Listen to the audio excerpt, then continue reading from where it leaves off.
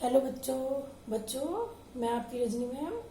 बच्चों, सोशियोलॉजी में हम पढ़ रहे थे चैप्टर सेकंड, भारतीय समाज की जनसांख्यिकीय संरचनाएं। ठीक है, और इसमें हम पार्ट थर्ड पढ़ चुके हैं और आज हम पढ़ेंगे पार्ट फोर्थ। और बच्चों, ग्रामीण समुदाय के प्रमुख लक्षण हम पढ़ चुके हैं, आज हम पढ़ेंगे नगरीय समुदाय के। ठीक है, ग्रामीण समुदाय के हम लक्षण पढ़ चुके हैं, आज हम पढ़ेंगे नगरीय समुदाय के। और समुदाय का मैंने अर्थ आपको पिछली वीडियो में बताया था और उससे पहली वीडियो में बताया था, और आज मैं फिर बता देती हूँ आपको। समुदाय जो है बच्चों, मानवीय जीवन व्यतीत करने का एक स्वतः विकसित साधन है। ठीक है, या समूह है। समुदाय एक सीमित क्षेत्र से संबंधित होता है। जो समुदाय है वो एक सीमित क्षेत्र से संबंधित होता है तथा जो समुदाय के सदस्य अनेक प्रकार से सहयोगपूर्ण जीवन व्यतीत करते हैं। परिस्थितियों तथा जीवन व्यतीत करने के ढंग के आधार पर दो प्रकार के समूह बताए थे मैंने आपको, ग्रामीण समुदाय और नगरीय समुदाय। ठीक है, और नगरीय समुदाय तथा ग्रामीण समुदाय में भी सैद्धांतिक लक्षण अलग अलग हैं।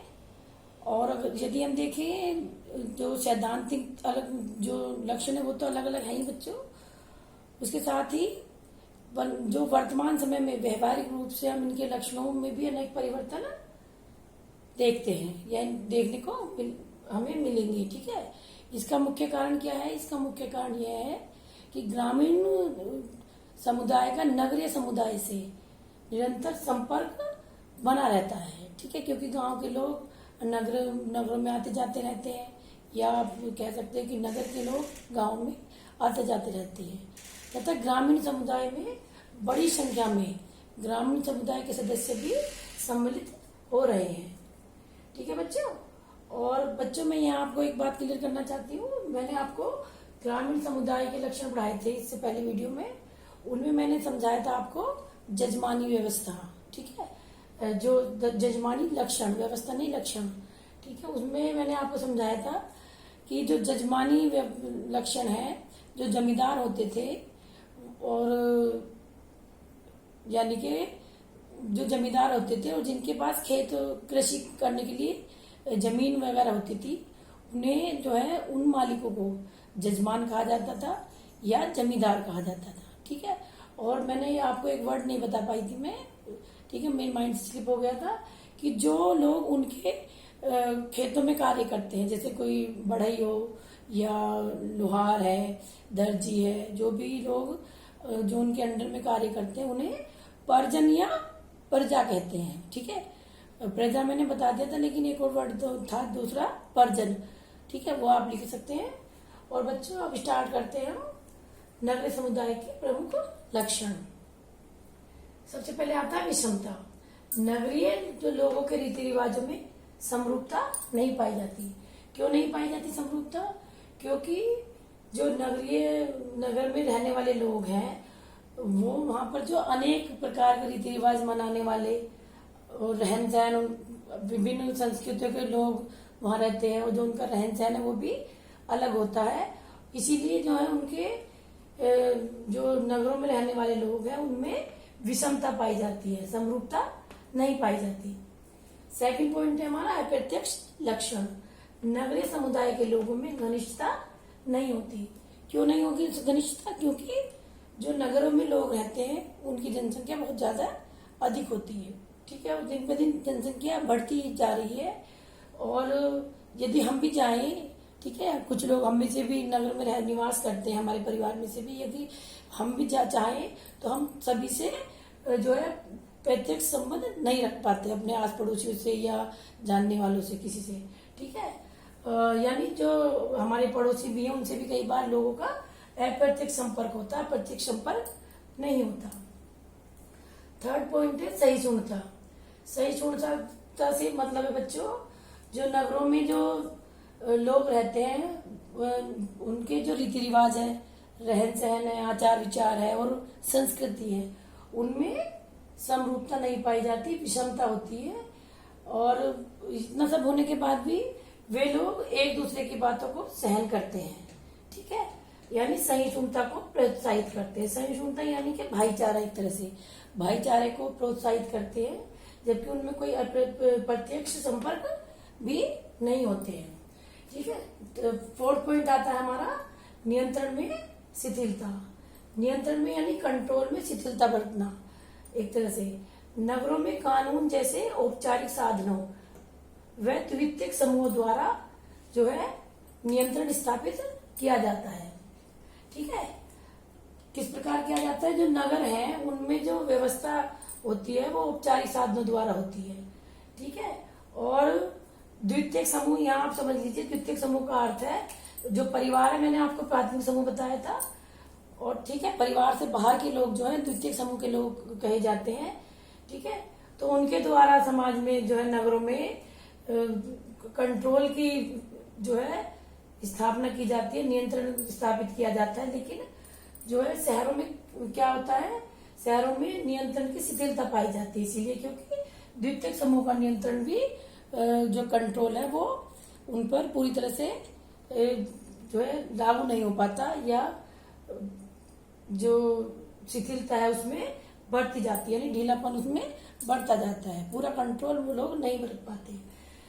5th पॉइंट है सामाजिक गतिशीलता, यानी जो सोशल एक्टिविटीज है, जैसे यातायात के साधनों के विकास होने के कारण हम कह सकते हैं कि जब से यातायात के साधनों का विकास हुआ है, डेवलपमेंट ज्यादा हुआ है, तब से या और के कारण भी, या विभिन्न व्यवसायिक अवसर उपलब्ध होने के कारण, जो विभिन्न व्यवसायिक अवसर लोगों को उपलब्ध होते हैं नगरों में, तो वहां इसी कारण लोग क्या है एक स्थान से दूसरे स्थान पर जाते हैं। और इसके साथ ही वो क्या करते हैं, वे लोग जो परंपराएं चली आ रही हैं, सांस्कृतिक परंपराएं या रहन सहन के रीति रिवाज चले आ रहे हैं, उनमें भी चेंज करने में जो है डरते नहीं है, उनमें भी चेंज करते हैं, और जिसके कारण सामाजिक गतिशीलता बनी रहती है। ठीक है, क्योंकि लोग आते जाते हैं व्यवसाय के लिए भी, रहन सहन के लिए भी, सब नगरों की तरफ दौड़ रहे हैं, आप देख रहे हो आजकल। ठीक है, तो हम कह सकते हैं कि नगरों का जो प्रमुख लक्षण है, प्रमुख लक्षणों में सामाजिक गतिशीलता का भी लक्षण पाया जाता है। 6th पॉइंट इसमें ऐच्छिक संपर्क। ऐच्छिक संपर्क से अर्थ है बच्चों की जो नगरों में लोग निवास करते हैं जाकर के, उनका जो है ऐच्छिक संपर्क होता है अपनी, यानी कि अपनी इच्छा से संपर्क स्थापित करना, किसी पे किसी प्रकार का जोर दबाव न देना। ठीक है, ऐच्छिक संपर्क दिखाई देते हैं एवं सहचर्य की प्रमुखता पाई जाती है। सहचर्य का मतलब जो उनकी दैनिक क्रियाएं हैं वो साथ साथ शुरू होती है, उनको प्रमुखता दी जाती है। ठीक है, वो अपनी इच्छा से एक दूसरे से संपर्क स्थापित करते हैं। ठीक है, किसी पर जोर जबरदस्ती नहीं होती। 7th है व्यक्तित्व का विकास। जो है नगरों में व्यक्तित्व का विकास किस प्रकार होता है बच्चों, क्योंकि नगरों में व्यक्ति अपनी योग्यता प्राप्त कर सकता है। ठीक है, जिस प्रकार की एजुकेशन वगैरह प्राप्त करना चाहता है व्यक्ति, उस प्रकार की सुविधाएं नगरों में आसानी से उपलब्ध हो जाती है व्यक्ति को। और दूसरे अपना विकास भी कर सकता है, योग्यता तो प्राप्त कर ही सकता है, साथ ही जब योग्यता प्राप्त कर लेगा तो उसको डेवलपमेंट करने के भी अवसर प्राप्त होते हैं नगरों में। ठीक है, और गतिशीलता के अधिक अवसर होने के कारण, जो मैंने बताया था सामाजिक गतिशीलता होती है नगरों में ज्यादा, तो गतिशीलता के यानी एक स्थान से दूसरे स्थान पर जाने के आसान साधन उपलब्ध होने के कारण भी, अवसर उपलब्ध होने के कारण, तथा अर्जित गुणों की महत्ता, जो गुण उन्होंने अर्जित किए हैं अपनी स्टडी से, ठीक है, और अपने जो है व्यवहारिक ज्ञान से, अपने संस्कृति से, जो गुण उन्होंने अर्जित किए अपने एजुकेशन से, उन गुणों की महत्ता के कारण जो है व्यक्ति के व्यक्तित्व का विकास इच्छा अनुसार हो जा सकता है। ठीक है, यह इच्छा अनुसार हो जाता है। जिस प्रकार का व्यक्ति जो है अपना विकास चाहता है, उस प्रकार का व्यक्ति का विकास हो जाता है। कहाँ पर? नगरों में। ठीक है, नेक्स्ट पॉइंट आता है हमारा व्यक्तिवाद। ठीक है, व्यक्तिवाद यानी नगरों में व्यक्ति स्वार्थ की ओर ध्यान देता है।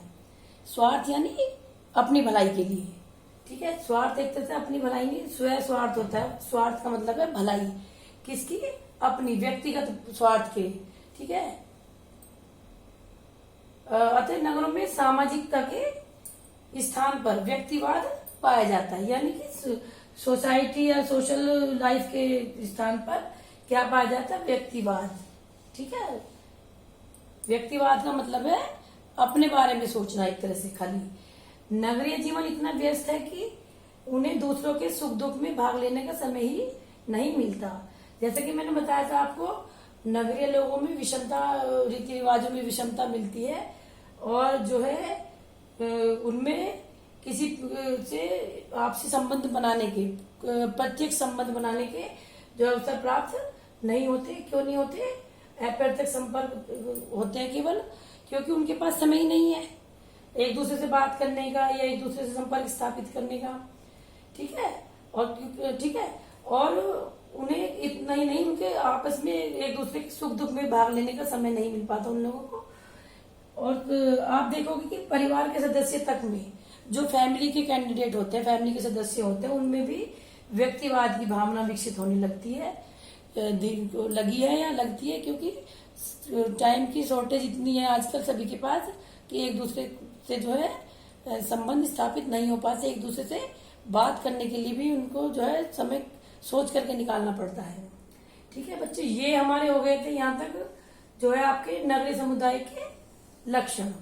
ठीक है, और इससे पहले ग्रामीण समुदाय के लक्षण आपको क्लियर हो चुके थे, ये आपको समझ में आ गया होगा सारा यहाँ से यहाँ तक। ठीक है, ये आप, और इससे आगे भी कुछ पॉइंट मैंने डाले इसमें, नगरीय समुदाय की कुछ समस्याएं। ठीक है, ये तो हमने पढ़े थे लक्षण, और अब हम पढ़ रहे हैं नगरीय समुदाय की कुछ समस्याएं भी। ये आपको मैं खाली स्टडी के लिए, जानकारी के लिए डाले हैं ये। ठीक है, तो आप ये लर्न कर लेना। इसमें मैंने बताया कि जनसंख्या की अधिकता है नगरीय समुदाय की समस्याओं में, जनसंख्या की अधिकता पाई जाती है, अलगाव की समस्या होती है, सामाजिक बुराइयों में वृद्धि पाई जाती है। कहाँ? नगरों में। यौन अपराधों में वृद्धि हो रही है आजकल, है ना, या वृद्धि पाई जाती है। जो किशोर अपराधों में भी वृद्धि आपको देखने को मिलेगी, और पारिवारिक विघटन यानी परिवार का टूटना, एक तरह से परिवार का टूटना, परिवार का जो बिखरना एक तरह से, जैसे कि एकांकी परिवारों में संयुक्त परिवार बढ़ते जा रहे हैं आजकल, तो उन्हें पारिवारिक विघटन कहा जा सकता है। तथा पलायनवाद की समस्या, पलायनवाद की समस्या यानी पलायन कर लेता है व्यक्ति एक स्थान से दूसरे स्थान पर, तो उसे पलायनवाद की समस्या जो है पाई जाती है नगरीय समुदाय की के लोगों में। ठीक है, ये बच्चों आपको सब नोट डाउन कर लेना है और स्टडी करनी है। यदि फिर भी आपको कोई प्रॉब्लम आती है तो आप मुझसे पूछ सकते हैं। धन्यवाद।